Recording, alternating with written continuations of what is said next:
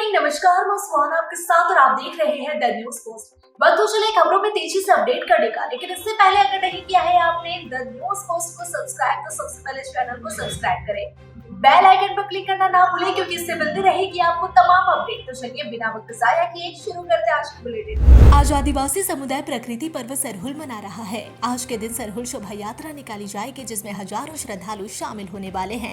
ऐसे में शोभा यात्रा को देखते हुए रांची ट्रैफिक पुलिस द्वारा रांची के ट्रैफिक व्यवस्था में बदलाव कर दिए गए हैं। ट्रैफिक एसपी कैलाश करमाली के निर्देशानुसार सरहुल के मौके पर आज सुबह 6 बजे से रात के 12:30 बजे तक मेन रोड में सभी प्रकार के भारी वाहनों का परिचालन वर्जित कर दिया गया है। सभी बड़े वाहन रिंग रोड का इस्तेमाल करेंगे। वहीं निजी वाहनों की एंट्री भी मेन रोड में दोपहर 1 बजे से लेकर शोभा यात्रा की समाप्ति तक नहीं होगी। जी हां, इसके अलावा सामान्य वाहनों का प्रवेश भी दोपहर 1 बजे से सिरमटोली शरण स्थल की ओर व मेन रोड में वर्जित रहेगा। रांची नगर निगम प्रशासक संदीप सिंह द्वारा स्वच्छता टीम के कार्यों की समीक्षा की गई। साथ ही महत्वपूर्ण निर्देश भी दिए गए, जिसके अनुसार अप्रैल के महीने से मिक्स कूड़े का उठाव पूरी तरह से बंद कर दिया जाएगा। ऐसे में आज 1 अप्रैल से नगर निगम की ओर से किसी भी परिस्थिति में मिक्स कूड़े का संग्रहण नहीं किया जाएगा। यदि कोई नागरिक या प्रतिष्ठान बार बार निर्देशों का उल्लंघन करता है तो उन्हें नोटिस जारी किया जाएगा। इसके अलावा कार्रवाई भी की जाएगी, जिसमें निर्देशों का पालन नहीं करने वालों का वाटर कनेक्शन बंद कर दिया जाएगा। नगर निगम द्वारा दी जाने वाली यूटिलिटी सेवाएं निलंबित कर दी जाएंगी। कूड़े का उठाव बंद कर दिया जाएगा। इसके अलावा भी कई अहम निर्णय बैठक में लिए गए। देश भर में सोमवार को धूमधाम से ईद मनाई गई। 1 माह तक चलने वाले पवित्र मास रमजान के समाप्ति और चांद के दीदार के बाद बीते कल ईद मनाया गया। ऐसे में झारखंड में भी ईद की धूम देखने को मिली। सुबह होते ही राजधानी रांची समेत राज्य के अन्य जगहों पर ईदगाह समेत अन्य मस्जिदों में बड़ी संख्या में लोग जुटने लगे थे। विभिन्न ईदगाह और मस्जिदों से एकजुटता के संदेश जारी किए गए। रांची के तमाम ईदगाहों व मस्जिदों में बड़ी तादाद में नमाज़ी एकत्रित होकर ईद की नमाज अदा की और एक दूसरे से गले मिलकर ईद की बधाई दी। सरायकेला खरसावा से एक दिल दहला देने वाली घटना सामने आई है। यहाँ के चांडिल थाना क्षेत्र के कपाली ओपी अंतर्गत कांडाधोरा तामुलिया में उस वक्त सनसनी फैल गई जब एक सनकी पति ने अपनी पत्नी और अपने 5 साल के मासूम बेटे की गला रेत कर बेरहमी से हत्या कर दी। घटना सोमवार सुबह 5 बजे की है। वहीं घटना की सूचना मिलते ही मौके पर पहुंची पुलिस ने शव को कब्जे में लेकर पोस्टमार्टम के लिए भेज दिया। घटनास्थल से हत्या के लिए इस्तेमाल किया गया ब्लेड भी बरामद किया गया है। बताया जा रहा है कि आरोपी पति सुखराम मुंडा और उसकी पत्नी रविवारी सिंह के बीच अक्सर लड़ाई हुआ करती थी। सुखराम शराब का आदी भी था और इसी बीच सोमवार की सुबह दोनों पति पत्नी के बीच किसी बात को लेकर विवाद हुआ और उसी दौरान आरोपी ने अपनी पत्नी और बच्चे को मौत के घाट उतार दिया। वहीं पुलिस ने आरोपी को गिरफ्तार कर लिया और मामले की जांच में जुट गई है। पिपरवार परियोजना में फर्जीवाड़ा का सीसीएल में नौकरी लेने वाले 22 कर्मियों के खिलाफ आखिरकार मुकदमा दर्ज कर लिया गया है। इसकी जानकारी इंस्पेक्टर उमेश राम ने देते हुए बताया कि दर्ज प्राथमिकी के अनुसार साल 2014 से 18 के बीच अंचल और पिपरवार कार्यालय में काम करने वाले अधिकारी और कर्मी जांच के दायरे में आएंगे। पिपरवार के जीएम संजीव कुमार का कहना है कि अधिकारियों द्वारा सत्यापित जमीनों व वंशावली के आधार पर सीसीएल नौकरी या मुआवजा देती है। दर्ज प्राथमिकी पर उन्होंने कहा कि जिन सीसीएल कर्मियों पर आरोप है और जो पिपरवार अशोका कार्यरत है, उनसे स्पष्टीकरण पूछा गया है। चांद के दीदार के बाद देवघर में सोमवार को ईद की नमाज अदा की गई। जिला के तमाम ईदगाहों में बड़ी तादाद में नमाजी एकत्रित होकर ईद की नमाज अदा किए और एक दूसरे से गले मिलकर ईद की बधाई दी। वहीं मधुपुर के मदीना ईदगाह में झारखंड के स्वास्थ्य मंत्री इरफान अंसारी ने नमाज अदा की। मौके पर मंत्री ने मुल्क की तरक्की, खुशहाली और सलामती की दुआएं मांगी। मंत्री ने कहा कि हर घर खुशहाल रहे, इसकी भी दुआ मांगी। इसके अलावा अन्य नमाजी द्वारा भी देश में अमन, शांति और एकता कायम रहने की दुआ की गई। इस दौरान पुलिस प्रशासन द्वारा भी सभी संभावित जगहों पर सुरक्षा की व्यवस्था की गई थी। साहिबगंज जिले के बोरियो थाना क्षेत्र से सोमवार को एक आदिवासी महिला का शव मिलने से इलाके में सनसनी फैल गई। बताया जा रहा है कि गांव निवासी 28 वर्षीय तलाकशुदा आदिवासी महिला मई बीटी मुर्मू बीते गुरुवार से ही लापता थी और जिसके बाद आज मोती पहाड़ी सगली टोला के खेत में महिला का शव बरामद किया गया। वहीं बोरियो थाना प्रभारी पंकज वर्मा ने घटनास्थल पर पहुंचकर लाश को पोस्टमार्टम के लिए साहिबगंज सदर अस्पताल भेज दिया। थाना प्रभारी ने बताया कि पहली दृष्टया हत्या का मामला लग रहा है, लेकिन अभी तक हत्या की पुष्टि नहीं हो पाई है। मामले में पुलिस छानबीन कर रही है। रामगढ़ जिले के भुरकुंडा इलाके की किस्मत संवरने वाली है। यहाँ के लोगों के लिए वर्ष 2025 बड़ी सौगात लेकर आने वाला है। आपको बता दें कि यहाँ पर संगम खुली में खदान खुलेगी। जी हाँ, इलाके में सीसीएल प्रबंधन को 50 लाख मीट्रिक टन कोयले का भंडार मिला है। प्रबंधन की ओर से बताया जा रहा है कि यह खदान आउटसोर्सिंग से चलेगी। इसका प्रस्ताव तैयार है। टेंडर कर इसी वर्ष काम शुरू कराया जाएगा। इसके अलावा सौंदा डी और केके में रेवेन्यू शेयरिंग से चलने वाली खदानों का पर्यावरण और वन क्लियरेंस बाकी है। इसके मिलते ही यहाँ भी काम शुरू होगा।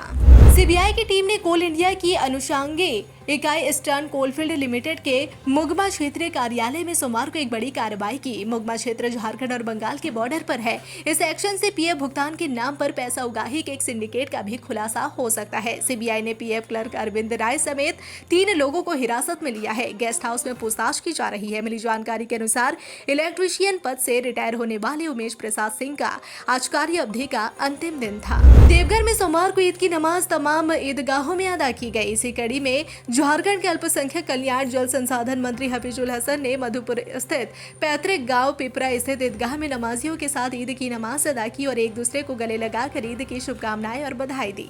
मौके पर मंत्री हफीजुल हसन ने कहा कि देश दुनिया में अमन चैन बरकरार रहे, इसकी दुआएं मांगी गई। इसके अलावा झारखंड देश का अग्रणी विकसित राज्य बने, यहाँ के निवासी की खुशहाली बरकरार रहे, इसकी भी दुआएं मांगी गई। मंत्री ने कहा कि भाईचारा और एकता के साथ ईद मनाया जा रहा है और उन्होंने सभी देशवासियों को ईद की शुभकामनाएं भी दी। पर्व त्योहार को लेकर गढ़वा जिला प्रशासन की ओर से बड़ी कार्रवाई की गई है। एसडीएम संजय कुमार की अदालत से 508 लोगों पर कठोर कार्रवाई का आदेश दिया गया है। इसमें 128 के विरुद्ध गिरफ्तारी वारंट भी जारी किया गया है। आपको बता दें कि अब तक अनुमंडल क्षेत्र के 7 थाना क्षेत्रों के जिन 508 लोगों पर कार्रवाई की गई है, उनमें से सबसे ज्यादा मेराल में 188 और गढ़वा थाना से 111 लोग शामिल है।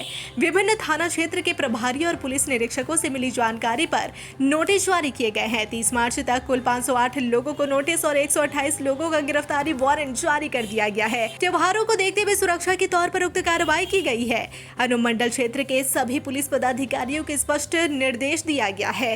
अराजक तत्वों और संभावित उपद्रवियों को चिन्हित कर उनके विरुद्ध कार्रवाई की अनुशंसा करें। रामनवमी को लेकर हजारीबाग जिला प्रशासन ने पूरी तैयारी कर ली है। इस बार प्रशासन ड्रोन कैमरे से रामनवमी जुलूस मार्ग के प्रत्येक घर के छत की निगरानी कर रही है। बता दें कि शहर से लेकर गांव तक ड्रोन के माध्यम से हजारीबाग जिला प्रशासन हर घर के छत की तलाशी ले रहा है, ताकि रामनवमी जुलूस के दौरान कोई भी असामाजिक तत्व अशांति ना फैला सके। वहीं इसके लिए हजारीबाग जिला प्रशासन द्वारा हर एक बिंदु पर काम किया जा रहा है। ऐसे में रामनवमी की जुलूस शहर से लेकर गाँव तक जिस रास्ते से गुजरेगी, उन सड़कों की निगरानी ड्रोन से की जा रही है। सभी घर के छत की तलाशी ड्रोन के माध्यम से की जा रही है। ईद उल फितर के मौके पर पलामू जिले के हुसैनाबाद व हैदरनगर के विभिन्न मस्जिदों में ईद की नमाज अदा करने के लिए मुस्लिम समुदाय काली पट्टी लगाकर पहुंचे। काला बिल्ला लगाकर उन्होंने नमाज अदा की। नमाज के बाद मस्जिद के बाहर एकजुट होकर केंद्र सरकार के वक्फ बोर्ड संशोधन बिल का शांतिपूर्ण विरोध किया। सभी ने हाथ उठाकर एक स्वर में बिल को वापस लेने की मांग की। बता दें कि हैदरनगर की बड़ी मस्जिद के पेश इमाम अहमद अली खान रजवी ने सबसे पहले सभी देशवासियों को ईद की मुबारकबाद दी। उन्होंने कहा कि सरकार हमारी धार्मिक आजादी पर रोक लगाने की साजिश कर रही है। मुसलमानों द्वारा 400-500 साल पहले दान की गई जमीन जैसे मदरसा, मस्जिद, कब्रिस्तान पर सरकार कब्जा करना चाहती है। इन जगहों पर पढ़ाई और धार्मिक कार्य होते हैं। सरकार इन्हें अपने तरीके से इस्तेमाल करना चाहती है। उन्होंने कहा कि केंद्र राज्य सरकार हमारे कानून में हस्तक्षेप ना करे। हम जैसे इन जगहों का इस्तेमाल करते आए हैं, वैसे ही करने दिया जाए।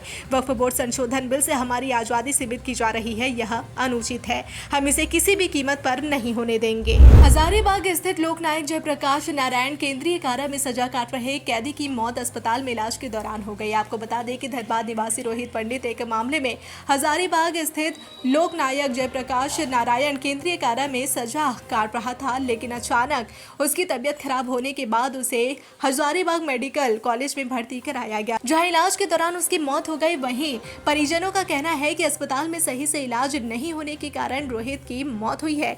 इधर अस्पताल प्रबंधन की ओर से पुलिस को सूचना दी गई, जिसके बाद पुलिस ने शव का पोस्टमार्टम कराया। वहीं जेल प्रशासन ने बताया कि 23 फरवरी से ही कैदी रोहित पंडित की तबीयत बिगड़ती रहती थी। उसे इलाज के लिए अस्पताल ले जाया जाता था। ऐसे में एक बार फिर तबीयत बिगड़ने पर कैदी को अस्पताल लाया गया, लेकिन इलाज के दौरान उसकी मौत हो गई। रामगढ़ के पतरातू के बीड़ा टॉकीज के समीप नर्मदेश्वर महादेव शिव मंदिर में दान पेटी और पूजन सामग्री की चोरी करने के आरोप में पुलिस ने एक युवक को गिरफ्तार कर लिया। उक्त जानकारी प्रेस कॉन्फ्रेंस आयोजित कर सहायक पुलिस अधीक्षक सह CDPO गौरव गोस्वामी ने दी। उन्होंने बताया कि भदानी नगर ओपी क्षेत्र के महुआ टोला निवासी सोहेल अंसारी को गिरफ्तार कर न्यायिक हिरासत में भेज दिया गया। पुलिस ने बताया कि आरोपी मंदिर में चोरी हुई सामग्री को लेकर दूसरे जगह पर बेचने जा रहा था और इसी दौरान सूचना मिलने पर पतरातू थाना प्रभारी शिवलाल कुमार गुप्ता और पुलिस बल ने त्वरित कार्रवाई करते हुए चोर को पकड़ लिया और साथ ही उसके पास से चोरी की दान पेटी और अन्य सामान भी बरामद कर लिया। इसके बाद केस दर्ज कर आरोपी चोर को न्यायिक हिरासत में भेज दिया गया। इसकी मौत कब, कहां और कैसे हो जाए यह कहना बहुत ही मुश्किल है। ऐसा ही एक मामला रामगढ़ जिले गोला थाना क्षेत्र के हिरमदगा गांव में सामने आया है। आपको बता दें कि 4 दिन पूर्व रामगढ़ जिले के गोला थाना स्थित चाड़ी पंचायत के हिरमदगा गांव निवासी 22 वर्षीय विकी मल्लाह की सड़क हादसे में मौत हो गई थी। इसके बाद से ही युवक के पिता मुरारी मल्लाह का मानसिक संतुलन ठीक नहीं रहने लगा। वे बेटे की मौत के बाद से सदमे में थे और बता दें कि मुरारी मल्लाह अचानक अपने मृतक पुत्र का नाम ले रहे थे कि उनकी सांसें उखड़ने लगी। घर वाले रोने चिल्लाने लगे। इसके बाद परिजन उन्हें इलाज के लिए आनन फानन में अस्पताल ले गए, जहां डॉक्टरों ने उन्हें मृत घोषित कर दिया। मृतक की पत्नी ने बताया कि बाप बेटे में बेइंतहा मोहब्बत थी। इस सदमे को पिता बर्दाश्त नहीं कर सके और हार्ट अटैक से उनकी मौत हो गई। बताया जाता है कि घटना के दिन विकी धनबाद से बाइक से घर लौट रहा था और इसी क्रम में बोकारो रामगढ़ हाईवे पर चास ITI मोड़ के पास अनियंत्रित होकर डिवाइडर से जा टकराया था। इससे युवक की मौत घटनास्थल पर ही हो गई थी। झारखंड पुलिस ने VIP और VVIP सुरक्षा और पहले ड्यूटी में लगे वाहनों के लिए बार लाइट और हुटर खरीदने का निर्णय लिया है। इस संबंध में टेंडर जारी कर दिया गया है। इस टेंडर के तहत Jharkhand police PA system, hooter और बार लाइट ब्रॉकेट खरीदेगी। बता दें कि टेंडर वही लोग भर सकते हैं जो झारखंड में वाणिज्य कर में निबंधित है। DGP को यह अधिकार होगा कि बिना बताए एक या एक से अधिक या सभी टेंडर को आंशिक या पूर्ण रूप से अस्वीकृत कर सकते हैं। साथ ही झारखंड सरकार द्वारा दिए गए किसी भी सरकारी क्रय संबंधी नीतिगत निर्णय या निर्देश के अनुसार कार्रवाई की जाएगी। विश्व के अति प्रतिष्ठित सितारा होटल मैरियट इंटरनेशनल की श्रृंखला में रांची भी जुड़ गया है।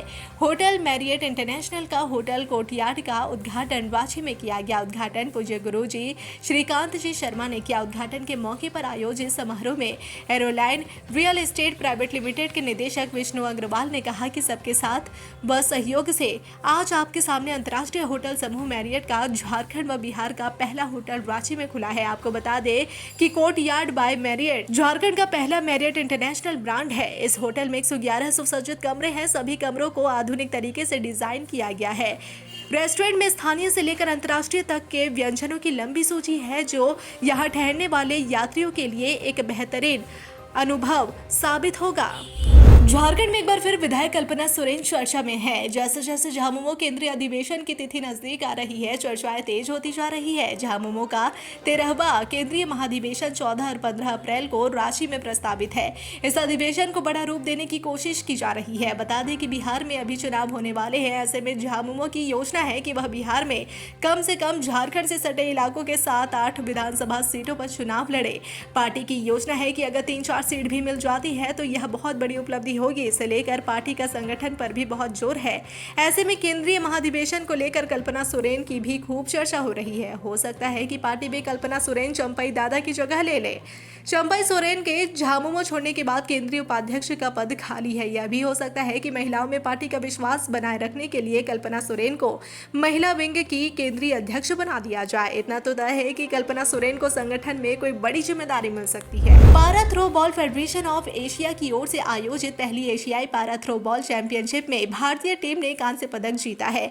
भारतीय टीम में झारखंड के 12 दिव्यांग खिलाड़ी शामिल थे।